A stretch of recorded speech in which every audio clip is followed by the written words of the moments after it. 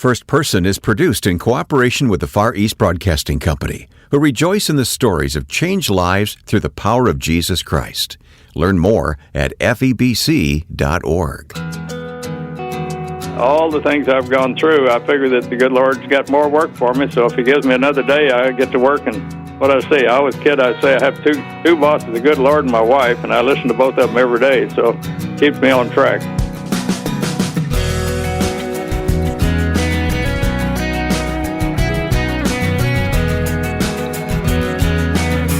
His distinguished career in the U.S. Air Force covered decades of service to his country as a fighter pilot and leader. Next on First Person, we honor veterans this weekend by listening to the late retired Major General Carl Schneider. I'm Wayne Shepherd. Welcome to First Person. Before we get to the interview, please take a moment to visit us online when you get a chance.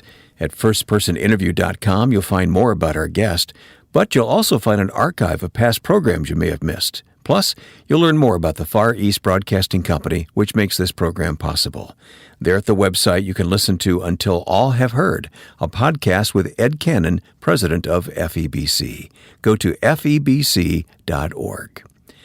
Now with the Lord, retired Major General Carl Schneider served from the end of World War II all the way through the Cold War. You'll hear him tell his story, but since this is Veterans Day weekend, I wanted you to hear General Schneider talk about the men he served alongside in war who did not come home. I started by asking him if he visited the families of those who gave their lives. Yes, sure have. Primarily in Korea because we lost so many good friends there that I'd been with all the way through pilot training and through combat, but also with some friends from Vietnam. Mm-hmm. In your book, you describe several close calls, and you actually watched men crash their planes and die. That has to be a horrible experience for you. Well, it's one of those things you're so focused on doing your job, and it's just it's very emotional. More emotional when you reflect back on it than it is sometimes at the time. What do you say to a family whose son or husband has been lost in war?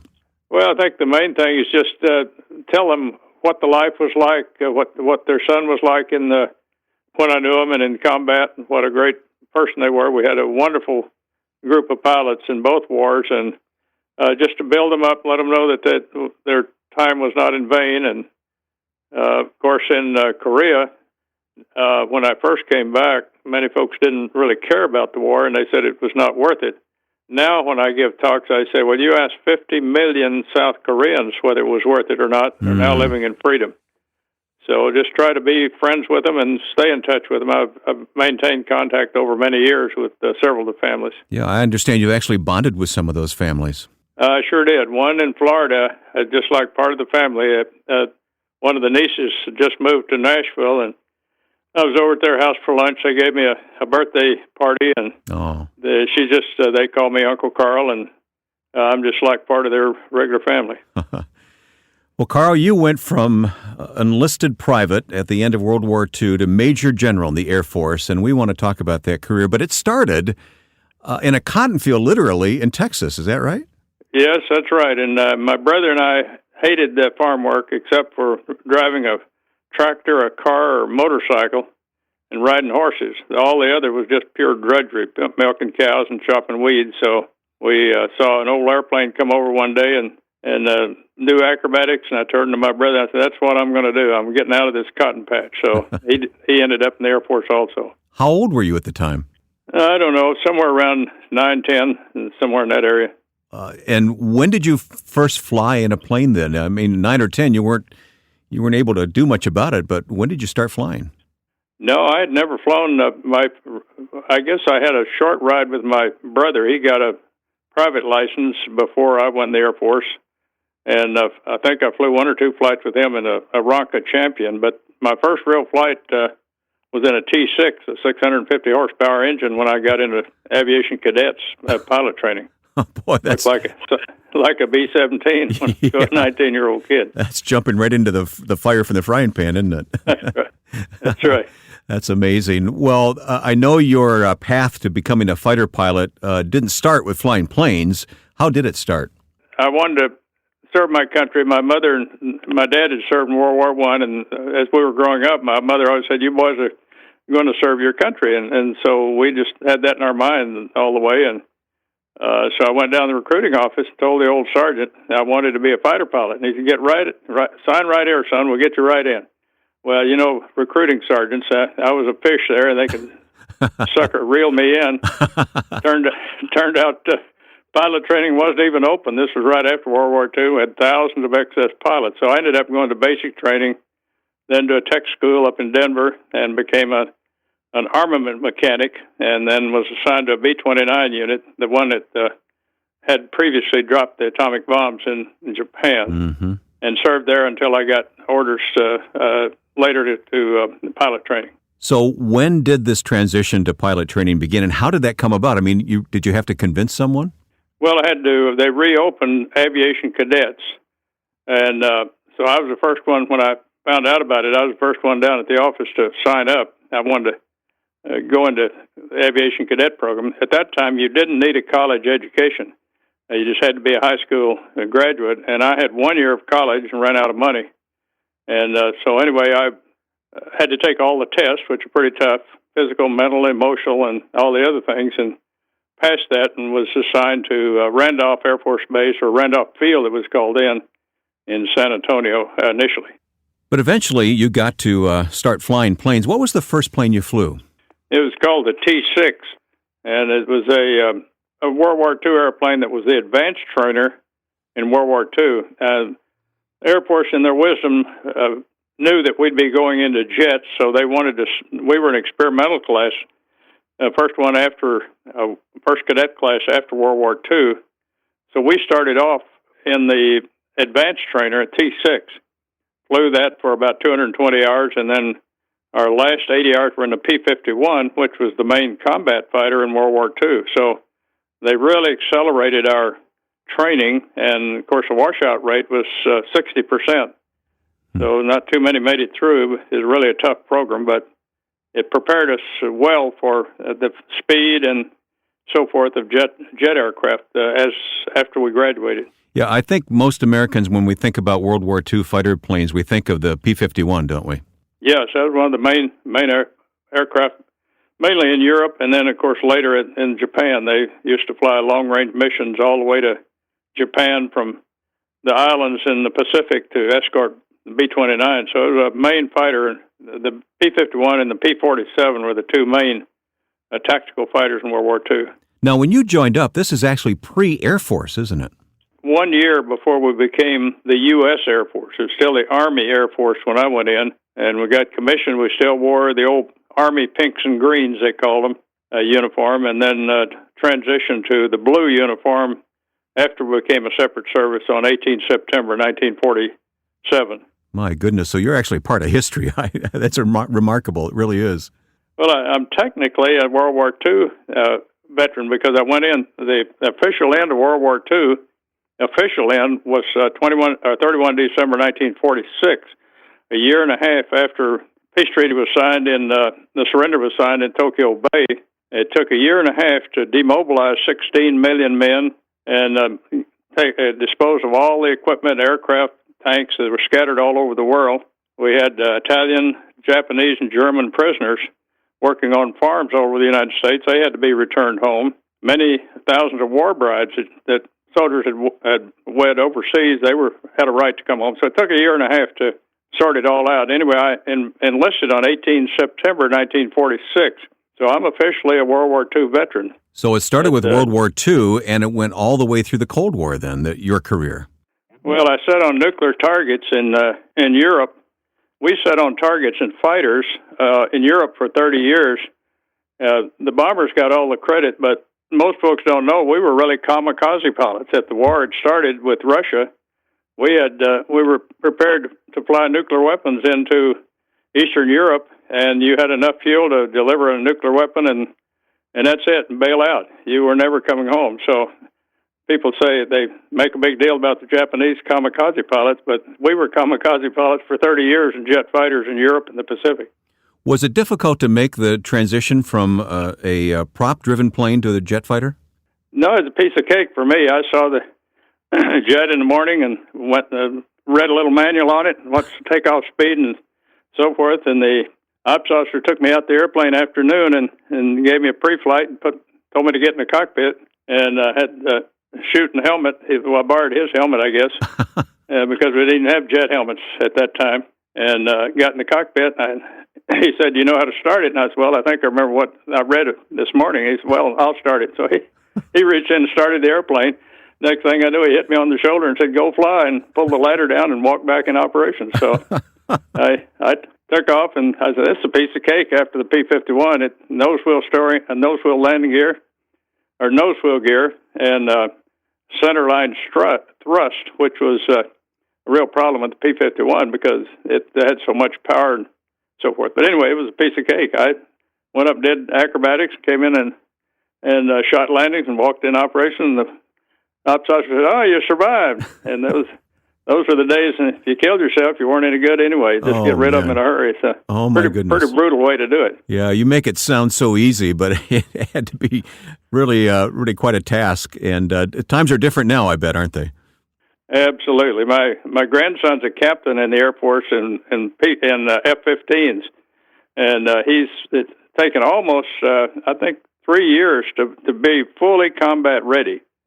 And that's quite a difference. Of course, airplanes are more complicated now, but quite a difference to the days when I started. When we talk about flying by the seat of your pants, you know what that means. That's right, yeah. You had to navigate by dead reckoning. If you didn't reckon right, you're going to be dead. He's retired Major General Carl Schneider of the U.S. Air Force, and we'll continue talking with him next on First Person. Hi, I'm Ed Cannon, and as you know, situations around the world are changing quickly. Stay current with FEBC's ministry and get a deeper understanding of people who need to find hope. Hear how you can feel the pulse of God's Spirit moving through the hearts of believers dedicated to reaching the lost. Be sure you join me for the podcast Until All Have Heard. Discover how the gospel is making a difference around the world. Search for Until All Have Heard on your favorite podcast platform, or hear it online at febc.org. My guest is retired Air Force Major General Carl Schneider, good friend, and the author of 2 books. The first book is his life story, Little House on the High Plains, story of growing up in Texas, his memoir of family living during the times of the Dust Bowl there in the Great Depression and World War II. And then his second book, Jet Pioneer, a fighter pilot's memoir, Major General Carl G. Schneider. You are dedicating the proceeds of these books to charity. Why are you doing that, Carl? Well, I donated to different veterans groups, because a lot of these younger Afghanistan, Iraq veterans and some of the Vietnam veterans have some pretty serious issues, and I thought it was a good way to help some of them get back on track. So I work with colleges, universities, and individuals and veterans groups to just try to help the transition, get them back in civilian life and get education or skill, and then get good jobs. You flew combat missions in both the Korean War and the Vietnam War. Talk about Korea and your service there. I was on Okinawa when the war started, and I just finished my tour there and was just ready to come home. And the wing commander came in and said the North Koreans have invaded South Korea, and that several of you guys are eligible to go home if you want to. You finished your tour, but he said you'll probably be back over here, so why don't you just stay, and we'll probably be going up there pretty soon. So we all stayed and moved up to Itazuki, Japan, in, I think, September of 1950, and flew a lot of missions right around the Pusan perimeter, which was just the very corner of South Korea that we were still holding. Flew a lot of missions there, and then after the Incheon invasion, we moved up to Kimpo in Seoul and flew missions out of there, and then moved back to Itazuki after the Chinese came in, and then the group finally moved back up to Korea after the war stabilized a bit. We glorify fighter pilots, but there wasn't any glory, was there? No, it was tough. It was the coldest winter they'd had in Korea in 100 years. It's just absolutely miserable, and of course we're short of parts. We'd sort of like we are right now. We had practically demobilized the military, so we were had some tough times there, and the quarters were not good, and it was miserable conditions, and so it was not a fun deal. And then many missions, you knew one guy out of 4 wasn't coming back, so It's a pretty tough time. I read in your book that 22 of 32 pilots were lost in your section. Yep, that was most of the guys I'd gone through pilot training with and through 2 assignments, so they were just like brothers. It was really painful to lose them, and then of course it was doubly painful to come back and have to visit with all the families and go through it all again. So it was a very tough emotional time. But you didn't have to do that. Why did you do that? Well, we'd made an agreement when we all agreed that we'd go on to Korea with our group in Okinawa. So we got together and agreed that whoever survived, which we knew not all of us would make it, would visit the other guy's family. So we all started divvied up the ones we'd lost, and I visited several of the families and got to know them and have stayed in touch with them. In fact, I was just over in Lebanon, Tennessee, giving a talk a few days ago, and one of my good buddies was killed over there. I tried to find the family I'd visited when I came home, but they had all passed away. So I had stayed in touch with them for a few years, but I think it gave closure to a lot of the families to know that you'd served with their son, and he served honorably. Yeah, well, thank you for doing that. That's remarkable. And in addition to those who died, several became POWs. Have you been in contact with them since? Yeah, our commander got shot down, and I stayed in touch with him. He was POW. He came back and worked for Sandia Corporation. He lost a leg when he bailed out. He evaded for a while, and then gangrene set in, and they just sawed his leg off with no anesthetic in North Korea. And but he survived and lived another 15 or 20 years. Well, your interest in Korea today, South Korea today, and ministry in North Korea is remarkable because you are supporting the Far East Broadcasting Company. I would imagine it dates back to your service in Korea. Is that correct? Well, it did, yes. I had a lot of friends there. I trained a lot of the Korean pilots right after we came home from Korea. I had 13 young captain and I think 12 lieutenants came to my base, and I was detailed to train them to fly jet fighters. They'd been flying P-51s during in the Republic of Korea Air Force. Anyway, I trained all of them, and we had them over to our home, and it really took great care of them. 20 years later, I went back, and the captain's now a 4-star commander of the Korean Air Force, and the others are all generals, so I had about anything I wanted in the Korean Air Force. They Yeah. opened the door and said, "You go fly anything you want." Yeah, I bet so. That's a great story. Well, in addition to combating Korea, you flew in Vietnam, which, just blows our mind that you started at the end of World War II and went all the way through the Cold War and past. Talk about Vietnam for a moment. Well, I had a fighter squadron out in Arizona, and I got a call one day from a general up in headquarters in Langley, and he said, "You've been selected to go to Vietnam and set up the Air Liaison Officer Forward Air Controller Program." And I said, "Where's Vietnam?" This is 1962. He said, "Well, they call it Indochina." We didn't have any publicity about that. Hardly heard the name. Anyway, I went over there and set up the program with the Vietnamese Air Force and the Vietnamese Army. This is a coordination program of air and ground support for the forces there. And then I flew with the Vietnamese Air Force, and then went out with the Vietnamese Army on missions, and then helped set up a lot of camps up along the Laotian-Cambodian border for special forces that were coming in, and set up their air request net. So I got to be in just about every nook and cranny in Vietnam. It was a very, very exciting, and I got one of my young lieutenants now went on to be very notable. He's now on Fox News. Tom McInerney. Oh, yes, was one of my young lieutenants. And I had some really great young fighter pilots working for me over there. In service to your country, you did move around a lot. That had to be very difficult for your family at times. Well, luckily, I had a wife who was very supportive. She was teaching school in Las Vegas when I was flying F-86s. And when we were getting very serious, I said, "Well, now here's the deal." I said, "I'm going to stay in the Air Force. I'm going to fly every airplane I can get my hands on. And if we move a lot, you're going to have to be prepared for that, because if a new airplane comes out or a new job, I'm going to volunteer for it, because I like a lot of excitement." So I said, if we get promoted up the line, it'd be a lot of social affairs. And I said, if you want to do that, let's go. And she said, if you don't say so right now, she said, oh, it sounds great to me. And she never complained about all the moves we made. I'd come home and say, we got orders to Timbuktu somewhere. She said, okay, let's get packed. And tell the kids we're having an exciting new adventure. So we were married for 44 years. Unfortunately, she passed away in 1999, but she was a great Air Force wife. And now the Lord's given you Carol by your side.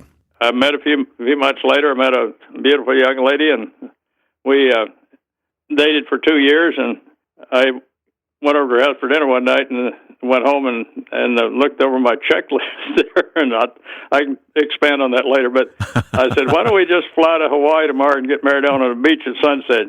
Let's go. So we did, and we've been married 17 years now. Just had our 17th anniversary. Had a wonderful time. Yeah, it's a great love story. You have stated that you believe the Lord has guided your entire life and protected your life during all those combat missions. Can you elaborate on that a bit, Carl? Well, I had a very strong spiritual childhood. My folks were very, very dedicated Christians, and I've just figured all the time that the good Lord's taking care of me, and I really don't worry a lot. All the things I've gone through, I figure that the good Lord's got more work for me, so if He gives me another day, I get to work and do what I say. I always kid, I say I have two bosses, the good Lord and my wife, and I listen to both of them every day, so it keeps me on track. And I assume you listen to the Lord through the reading of His Word. Scripture has meant a lot to you, hasn't it? You bet, yeah. I've been involved in a lot of different men's Bible groups, and we went to the base chapel while we were in the Air Force, but we've been in regular churches at Arizona and now in Nashville. One of my good friends was Billy Kim. He was ran our men's Bible study when I went back over to Korea, and so he's been a good friend for many years and visited in our home, and we visited them in Korea many times. So I've just had we have a great group now that meets at Darrell Waltrip's home every Tuesday morning, have about 70 men. So it's been a great comfort too. And we had a chaplain that was great in Korea. He'd always come out the end of we'd have a short chapel service before each mission, and he'd come out the end of the runway in his Jeep and salute us when we took off every day. So that was a great comfort. Carl, even in retirement, you are giving back through a lot of volunteer efforts. And I just want to say, first of all, thank you for your service to our country. And second of all, as a brother in the Lord, thanks for what you're doing today. Well, I always say it's a lot of fun, except when you're getting shot at. That wasn't a lot of fun, but other than that, it was just a great adventure. The late retired U.S. Air Force Major General Carl Schneider. He wrote 2 books, one a biography called Little House on the High Plains, the other a memoir of his career as a fighter pilot titled Jet Pioneer. We'll place links to both books on our website, firstpersoninterview.com. Carl Schneider died earlier this year, but his life of service reminds us of all those who serve our country with distinction. He always carried a real burden for vets, and you can read more about it when you follow our links at firstpersoninterview.com.